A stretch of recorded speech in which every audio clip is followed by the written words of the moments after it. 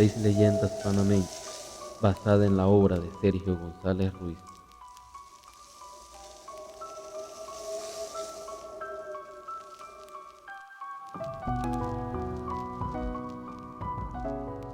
Hoy las comadres. Pasó hace mucho, muchísimo tiempo. Entonces, como ahora las niñas vecinas jugaban en la calle en las noches de luna, a la pájara pinta, al ternerito salí de mi huerta, al mirón, mirón, mirón, y cantaban bellos romances como aquel que decía: hilito de oro, que quebrándose me viene, qué linda señora, qué hijas tiene. Yo las tengo, las sabré mantener, con el pan que yo comiere, comerán ellas también. Yo me voy enojado a los palacios del rey, a contarle a mi señor lo que vos me respondéis. Vuelve acá, escudero honrado y tan cortés, que de las 3 hijas que tengo, la mejor te daré. Esta escojo, por esposa y por mujer, que parece una rosita acabadita de nacer. Lo que yo te encargo, escudero, es que me la trates muy bien, sentadita en silla de oro, tirándole cartas al rey. Era la misma gente, solo que más atrasada en muchas cosas que las de hoy en día, y con costumbres más sencillas y más severas tal vez, pero con las mismas virtudes y defectos, los mismos sentimientos y las mismas pasiones. Las niñas y los niños jugaban aparte, y los niños, en general, eran tratados como niños y obedecían y respetaban a sus padres, en vez de hacer su soberana voluntad, como es ahora la regla. A las 8 de la noche todos estaban recogidos en casa, decían el bendito a sus padres y con un beso de estos se iban a la cama. Jugaban también las niñas a las muñecas y a las amas de casa. Hacían a veces, en verano, en los patios, a la sombra de los árboles de mango o de los cerezos u otros árboles frutales, covachos, con petates, con hojas de caña, con penca seca de palmas o hacían enramadas. Y allí jugaban a las comadres y en compañía hacían cocinados, reales o ficticios, según la edad de las niñas, todo con la ayuda de alguna persona grande, generalmente la mamá de algunas de ellas, que era la que en realidad cargaba con el peso del trabajo y el cocinado resultaba de verdad. En estos juegos solían participar también niños varones, que eran los encargados de recoger leña, de acarrear el mobiliario, de enterrar las horquetas para la enramada, de cargar el agua, de las tareas más pesadas, en fin. En esos juegos inocentes primero, en los juegos de prendas después y en la misa los domingos, en las procesiones y en las rogativas, en los paseos a la playa, etc. Niñas y niños empezaban a conocerse, a tratarse, más o menos a distancia, a admirarse de lejos, a hacerse ceñitas y a enamorarse finalmente. Después venían las palabras deslizadas al oído, lo más discretamente posible, en las ocasiones propicias, los regalos furtivos de un pañuelo o de un rizo, de un perfume o de una flor, la serenata, y al fin la declaración formal, el permiso de los padres para las visitas, el noviazgo y el matrimonio.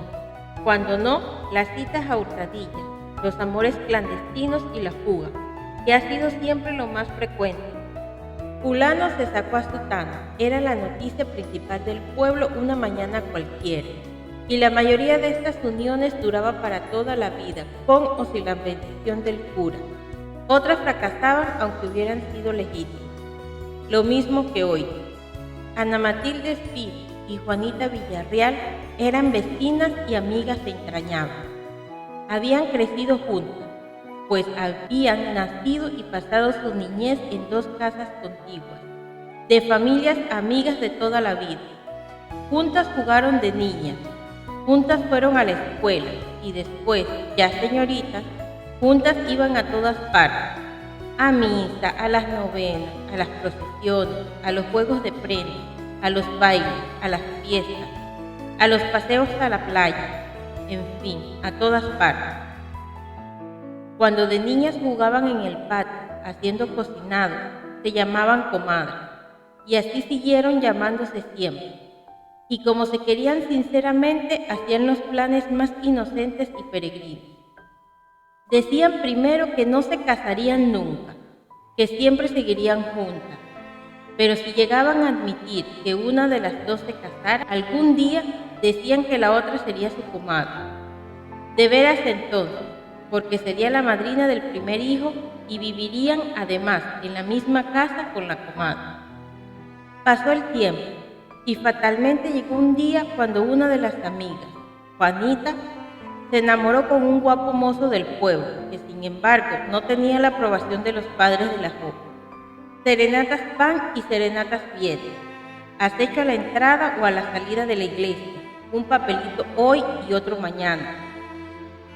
El joven tenía que valerse de toda clase de habilidades para comunicarse con Juanita, que estaba celosamente vigilada por sus padres y por la servidumbre de la casa.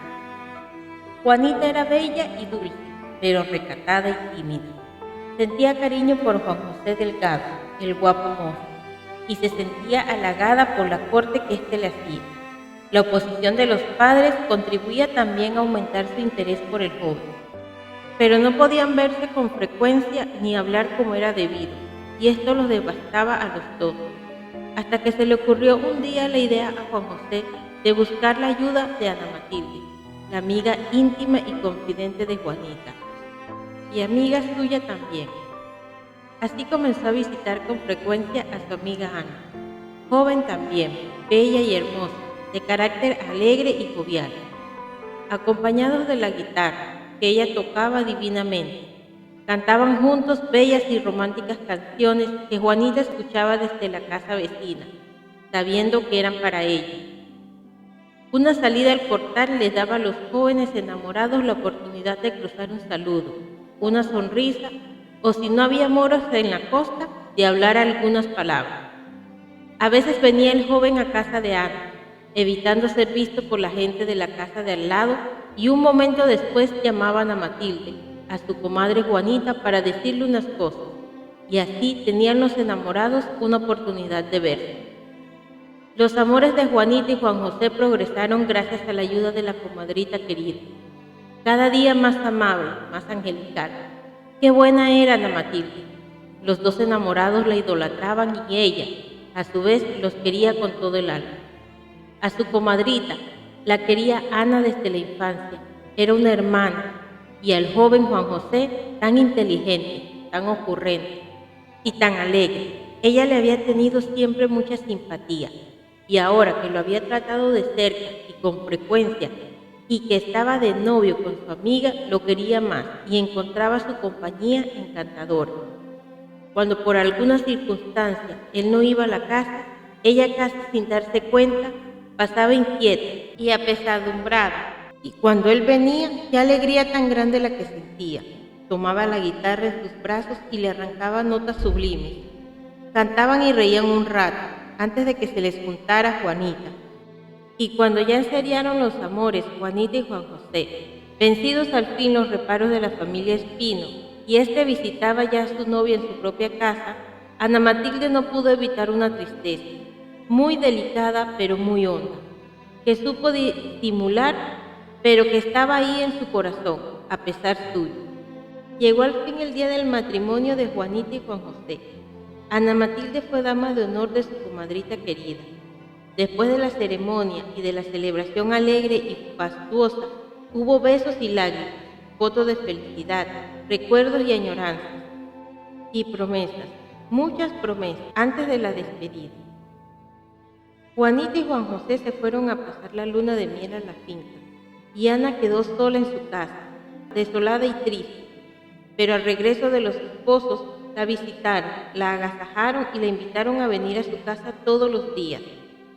Las dos amigas queridas pasaban horas enteras cosiendo o bordando o simplemente charlando y jugando, mientras Juan José se iba a sus quehaceres.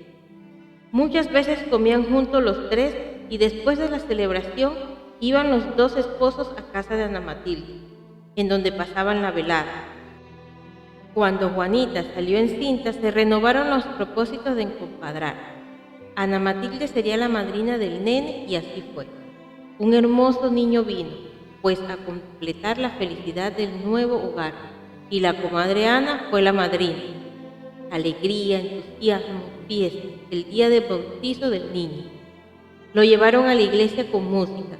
Repicaron las campanas del pueblo cuando el padre derramó sobre la cabecita inocente las aguas bautismales.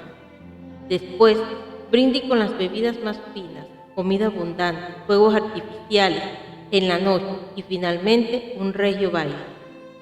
Ana jugaba ahora con su ahijado como antaño jugaba con las muñecas. Le hablaba chiquito, le decía cosas dulces y sin pensarlo lo llamaba a veces niño lindo de papá cuando estaban a solas. Y sentía una ternura exquisita, casi maternal. Otras veces, al hablarle con dulzura al nene, inconscientemente miraba al padre, y al encontrarse sus miradas, ella temblaba toda y se sonrojaba. Pero pronto se sobreponía y pasaba su tribulación, disimulaba y se iba. Pero Juan José poco a poco fue dándose cuenta de lo que pasaba en el alma de su comadre y empezó también, a pesar suyo, a mirarla con malicia, a pensar en ella con insistencia y a reparar en sus encantos. Una tarde llegó a su casa y encontró allí sola a Ana Matilde, que mecía al nene en una maquita especial que le tenía. Su comadre le había pedido que se la cuidara mientras ella salía a una diligencia. Estaba de espaldas, tenía el pelo recogido en un rodete sobre la cabeza y la nuca descubierta. Juan José llegó por detrás, suavemente, hasta cerca de ella que, al sentir su proximidad, sentía también en la nuca el hechizo de su mirada ardiente. Juan José contempló aquella cabeza adorable y aquella nuca tan blanca y tan linda, y sin saber bien lo que hacía, la besó con inusitado ardor. Buscó luego los labios. Ella quería resistirse, pero no supo qué le pasaba, que se sintió incapaz de hacerlo, como si se hubiese quedado paralizada. Y finalmente correspondió el beso con toda la sed contenida de un amor que tanto tiempo había sentido en silencio. Hacía ya días que Ana Matilde no venía a visitar a sus compadres. Siempre estaba esquiva, siempre tenía algo que hacer. Evidentemente, evitaba a Juan José, pero Juanita, inocente y siempre cariñosa y amable, creía en sus excusas e iba a verla a la casa suya y a veces la ayudaba en los quehaceres domésticos. Se llevaba en ocasiones el nene a casa de su amiga y ahí pasaban juntas algún tiempo. Finalmente, Ana Matilde volvió a frecuentar la casa de sus compadres. Volvieron a ser como antes. Ahora había llegado agosto y los paseos a la playa estaban en su apogeo. Juanita había invitado a Ana Matilde y a otras amigas y amigos a un paseo el sábado siguiente. De todas partes del pueblo y de los campos vecinos bajaron ese día a la playa familias enteras en carreta y a caballo. La playa estaba invadida. Todos los lugares de sombra fueron aprovechados por la gente, evitando solamente la sombra malsana de los manzanillos. Las carretas con sus toldos de encerrado servían también de refugio para el sol y en caso de lluvia. La playa era amplia, lisa y casi plana, tal como es hoy. Tenía solo un ligero declive, lo que le hacía bastante segura. Había una loma y junto a los pies de esta una albina pequeña a la cual penetraban un estero. Una barra de piedra veíase allí cerca de la loma, frente a la boca del estero y hacia la mano izquierda. Hacia la derecha se extendía la playa como una franja interminable, bordeando el mar y limitada atrás por una serie o sucesión de pequeñas dunas de arenas blancas y finísimas, cubiertas a techo, y por el verde encaje de las parras de batatí. Se bañaba mucha gente frente a la llegada o sitio más próximo al fin del camino, a la margen derecha del estero. Más hacia la derecha, a medida que se alejaba uno de este lugar, había menos y menos gente. En uno de estos sitios más solitarios se bañaban las comadres, que habían elegido un bonito real fresco y sombrío, ahí cerca, detrás de las dunas. Al mediodía, muchos se quedaron durmiendo la siesta a la sombra de los manques, a gallos y palos de maquén. Juanita, que había estado durmiendo un rato, despertó de pronto, sobresaltada. Había estado soñando algo desagradable, pero no podía precisar qué. Buscó con la vista a su esposo y no lo encontró en donde lo había visto hacía poco, aparentemente dormido. Tampoco estaba su comadre Ana en el sitio en donde estaba antes. Los demás estaban por allí, tendidos debajo de los árboles callados, quietos, inmóviles. Miró hacia la playa, estaba desierta. Ahora empezaba ella a darse cuenta de algo que había pasado por algo, que no había captado claramente en el momento oportuno, algo vago como un presentimiento, algo que había creído percibir en un cruce fugaz de miradas entre Ana Matilde y Juan José. Habían estado cantando los tres una bella canción de amor y ella había creído notar una mirada dulce de inteligencia entre los dos, pero al instante había deshecho ese primer asombro de sospecha de su parte. Se levantó, se fue resbalado, sigilosamente por la suave arena, a veces de rodillas, a veces medio acostada, por entre las ramas bajas de árboles enanos, hasta que percibió un rumor de voces y se detuvo a escuchar. No se oía bien. Avanzó un poco más y detrás de un cerrito de arena, en una sombra formada por unas trepadoras y las ramas de unos coquillos, alcanzó a ver a dos personas, un hombre y una mujer, que hablaban en voz muy queda. Aguantó la respiración, vio que se abrazaban y se besaban. El corazón le saltó en el pecho y le repiqueteó en las sienes. Anticipando el peligro, había creído identificar al hombre. Era Juan José. Avanzó un poco más. Ahora veía mejor. Era él, sin duda.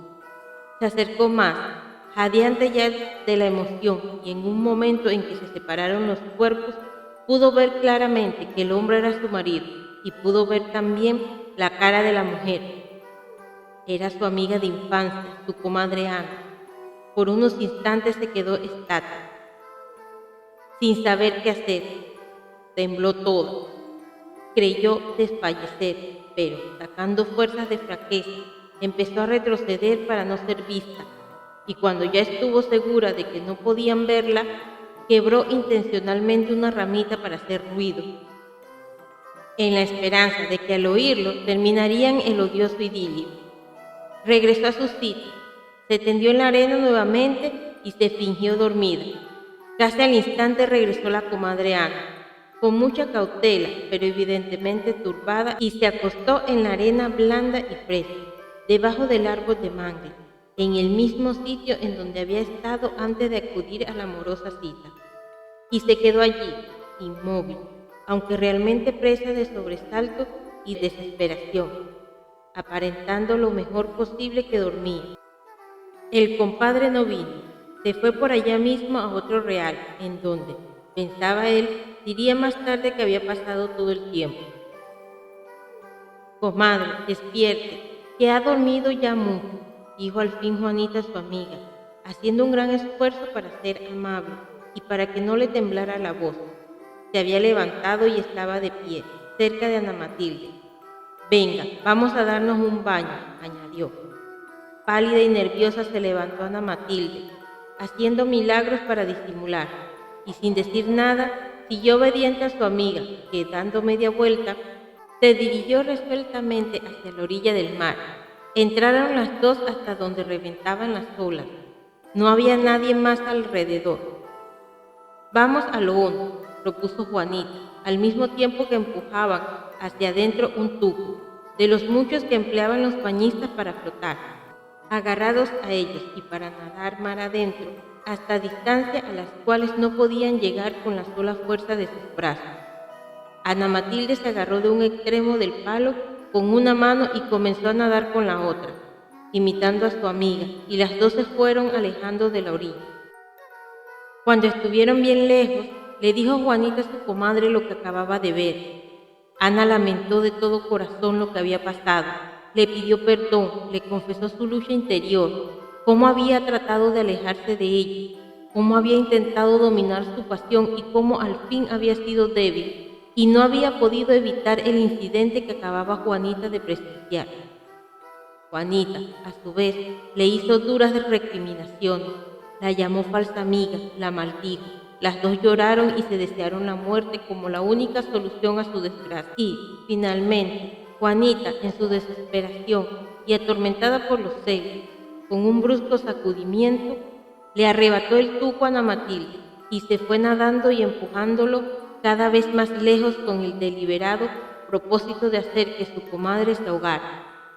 Ana Matilde comenzó a nadar desesperadamente y a pedir auxilio, pero nadie la oía, excepto Juanita, porque los demás estaban demasiado lejos. Al fin, tras un esfuerzo sobrehumano, alcanzó a Juanita justamente cuando una ola gigantesca, inmensa, le había arrebatado a ésta el palo en que se apoyaba. Se agarró de ella, llena del terror a la muerte, porque ya les fallaban las fuerzas, y ahora las dos, agarrándose y hundiéndose mutuamente, cansadas ambas y tratando de apoyarse la una en la otra para salvarse, se fueron, arrolladas por la enorme ola y envueltas en el tremendo torbellino de las aguas, y hasta hundirse al fin en el frío y negro fondo del mar. Dice que era tan grande la ola que se levantó inopinadamente aquel día y tal el zumbido y estruendo que hizo, que toda la gente que se hallaba en la playa en otros sitios tuvo que huir despavorida, presa del más grande pánico hasta lo más alto de las dunas, para salvar la vida, y que cuando la enorme ola se retiró, poco después dejó al descubierto dos enormes piedras gemelas que antes no existían, justamente en el sitio en donde las infortunadas jóvenes, las dos comadres queridas, habían peleado por amor y celos un momento antes. Sus cuerpos nunca fueron encontrados, y se dice que fueron transformados por las manos del Altísimo en esas dos piedras llamadas desde entonces las comadres, que han quedado allí para siempre como testimonio mudo de la tragedia y que le han dado el nombre a la más popular de las playas tableñas, la Playa de las Comadres.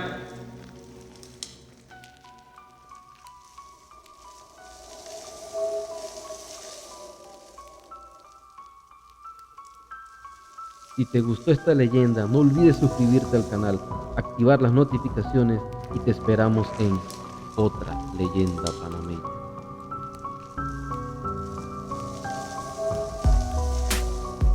Estudios Pelo.